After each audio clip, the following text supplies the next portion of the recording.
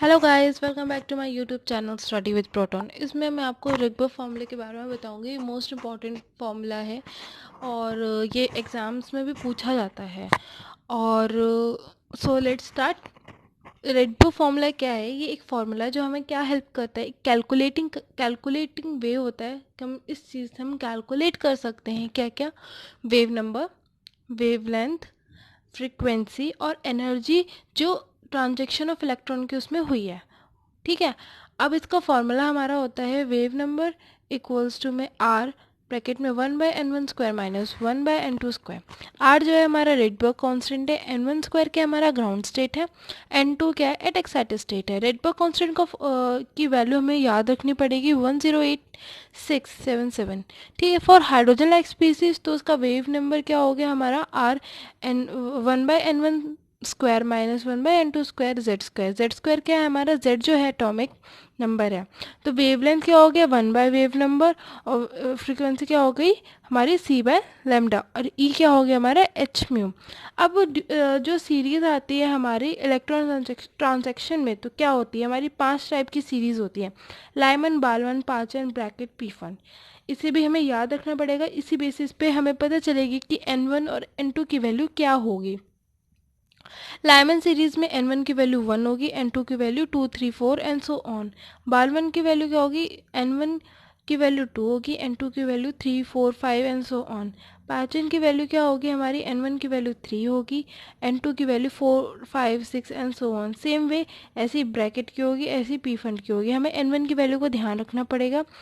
Lyman series हमारी ultraviolet region में like करती है, बालमन सीरीज हमारी विजिबल रीजन में लाइक करती है और Paschen, bracket and Pfund series जो तीनों सीरीज है हमारी इंफ्रारेड रीजन में करती है। मैं एक दो न्यूमेरिकल शॉर्ट वे में बता देती हूँ कि किस बेसिस पे आपके स्कूल्स में भी पूछ लिया जाता है न्यूमेरिकल।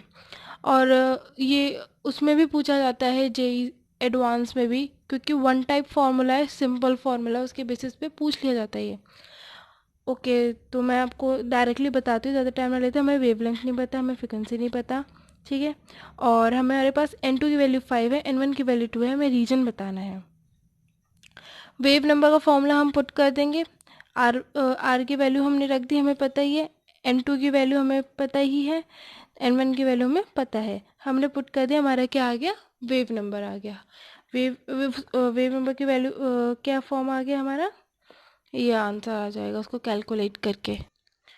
फिर हम वेवलेंथ का फॉर्मूला क्या होता है 1/वेव नंबर, सेम वे हमने पीछे से सॉल्व किया था, उसको सॉल्व करने के बाद हमारी वेवलेंथ की वैल्यू हो जाती है।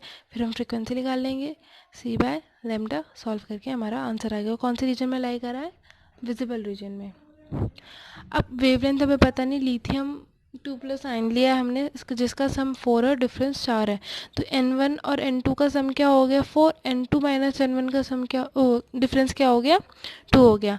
फिर हमने n1 n2 की वैल्यू निकाल ली सेम वे में, फिर हमने वेव नंबर का फॉर्मूला पुट किया, ऐसे हमने वेवलेंथ निकाल ली, ठीक है। और उसे सॉल्व करके हमारा आंसर आ गया।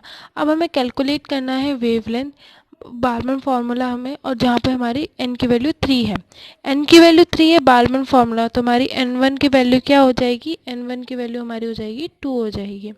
n1 की वैल्यू 2 हो गई, n2 की वैल्यू हमें गिवन ही है। रेडबर्ग कांस्टेंट का हमने फार्मूला, रेडबर्ग कांस्टेंट की जो वैल्यू थी वो हमने यहाँ रख दी है, उसको सॉल्व करके हमारा आंसर आ जाएगा। वेवलेंथ लिखल आएगी 1/वेव नंबर, और सॉल्व करके किस में आएगा, सेंटीमीटर में हमारी वेवलेंथ आएगी, और जो वेव नंबर है वो हमारा सेंटीमीटर इनवर्स में आएगा। हमें यूनिट्स का स्पेशल ध्यान रखना है। मैं और भी प्रीवियस वीडियोस में बोल चुकी हूँ कि we have to must remember the this unit, because of this unit your answer will be marks will be deducted too, so please don't forget it. अब आता है हमारा ड्रॉबैक ऑफ रदरफोर्ड मॉडल, वो मैं पीछे एक्सप्लेन नहीं कर पाई थी, तो मैं यहाँ पे ड्रॉबैक उसके बारे में बता देती हूँ। तो ड्रॉबैक क्या है हमारा रदरफोर्ड मॉडल का, सबसे पहले कि एक्सप्लेन नहीं कर पाया था एक स्टेबिलिटी ऑफ एटम के बारे में, क्या उसका एक्सप्लेनेशन क्या था। जब कोई चार्ज पार्टिकल रिवॉल्व करता है एक अपोजिट चार्ज पार्टिकल में, तो वो अपनी एनर्जी लूज़ करने लगता है। किस वजह से? क्योंकि इसके अंदर फोर्स ऑफ अट्रैक्शन होता है। जब कोई इलेक्ट्रॉन रिवॉल्व करता है न्यूक्लियस के अराउंड, तो वो लूज़ करता है एनर्जी कंटिन्यू वे में और फॉल कर लेता है न्यूक्लियस में, और एटम क्या होना चाहिए? कोलैप्स हो जाना। लेकिन हमें ये चीज़ पता है, जो एटम है ना ही वो क्रिएटेड होता है नॉर भी वो डिस्ट्रॉय होता है, तो इट इज़ स्टेबल।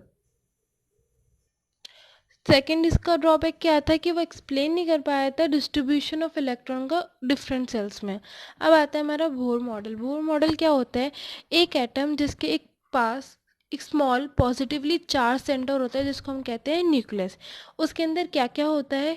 प्रोटॉन होता है, न्यूट्रॉन होता है, और इलेक्ट्रॉन उसके रिवॉल्व कर रहा होता है आसपास।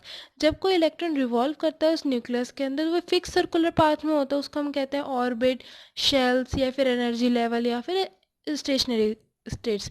और हम इसको किस तरीके से रिप्रेजेंट करते हैं? जो n1 की वैल्यू होती है हमारी 1 2 3 4 लिखते हैं, और हम उसको किस वे में रिप्रेजेंट करते हैं? KMLN और एंड सो ऑन।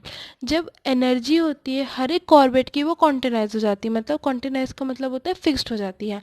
तो जो इलेक्ट्रॉन होता है वो अपने ही पार्ट में रहता है जब तक उसकी एनर्जी चेंज नहीं होती है। तो हमारा फॉर्मूला क्या, वैल्यू क्या आएगी? En, ये वाला फॉर्मूला आएगा En इक्वल्स टू में 2 pi square ME⁴ n² h²।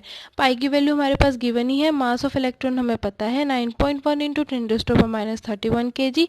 Electron charge on electron हमें पता है 1.6 इंटू 10⁻19 कूलाम। एच क्या है हमारा? प्लैंक्स कांस्टेंट है 6.6 इंटू 10⁻34 जूल्स पर सेकेंड। अब हमने जब इसकी वैल्यूज इस फॉर्मूले में पुट कर दी, तो ई एन की वैल्यू हमारी क्या आ जाती है? -1312/n²। और इसकी यूनिट क्या होगी हमारे पास? किलो जूल पर मोल। ठीक है। फिर आता है हमारा फिर और भी जब हम इसको सॉल्व कर लेते हैं, तो हमारी क्या वैल्यू आ जाती है? ई एन की वैल्यू -21.8 इंटू 10⁻19/n²। और वो किस में आएगी? जूल्स पर एटम में। ये किलो जूल पर मोल में थी, और ये हमारी क्या आएगी? जूल्स पर एटम में आएगी। अब हम आते हैं सेकंड पॉइंट पे, बोर मॉडल के। अब इसमें बताया कि जो हमारा एंगुलर मोमेंटम है इलेक्ट्रॉन का, वो भी क्वांटाइज हो जाता है। तो इसका फॉर्मूला क्या है? MVAR इक्वल्स टू में NH/2 पाई।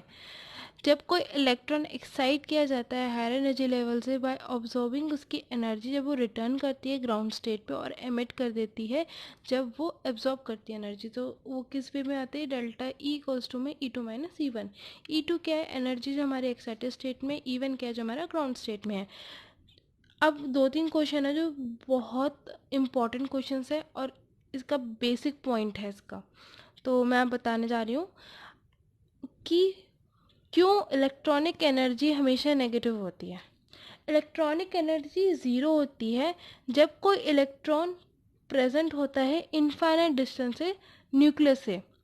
ठीक है। जब उसको इलेक्ट्रॉन अप्रोच करता है न्यूक्लियस की तरफ, तो वो अपनी एनर्जी लूज़ करने लगता है, क्योंकि न्यूक्लियर अट्रैक्शन की वजह से। तो वो एनर्जी है वो ऑलरेडी ज़ीरो हो जाती है, तो वो नेगेटिव बन जाता है। अब हमें ये बताना है कि why quantization is called the base या फिर key concept of Bohr model. Stability of Bohr model क्या है? वो डिपेंड करती है क्वांटाइजेशन ऑफ एनर्जी की, और जो क्वांटाइजेशन ऑफ एंगुलर मोमेंटम है वो क्वांटाइज होता है। सिंपल है। जो स्टेबिलिटी है बोर मॉडल की डिपेंड किस पे करती है? किस दो फैक्टर पे डिपेंड करती है? Quantization of energy and quantization of angular momentum. So quantization जो है वो बेस या फिर की कॉन्सेप्ट है बोर मॉडल का। अब ये बताना है कि वाई जो लार्ज नंबर ऑफ लाइन है वो ऑब्जर्व की जाती है हाइड्रोजन स्पेक्ट्रम में, ऑल्दो इसके पास ओनली 1 इलेक्ट्रॉन है। तो एक बार मैं रिपीट कर देती हूँ क्वेश्चन। एक large number of line obtain करी गई है हाइड्रोजन स्पेक्ट्रम से। क्यों? क्योंकि जब उसके पास ओनली 1 इलेक्ट्रॉन होता है। इलेक्ट्रॉन जो फॉलो करता है लार्ज नंबर ऑफ रूट्स, जब वो अपने ग्राउंड स्टेट से एक्साइटेड स्टेट तक आता है, तो large number of lines obtained होती है हाइड्रोजन स्पेक्ट्रम में। अब मैं नेक्स्ट वीडियो में डुअल नेचर ऑफ मैटर के बारे में बताऊंगी। Thank you for giving a valuable time. I hope so you like my video. Please like, share and subscribe so that other students also get benefit of my video. Thank you.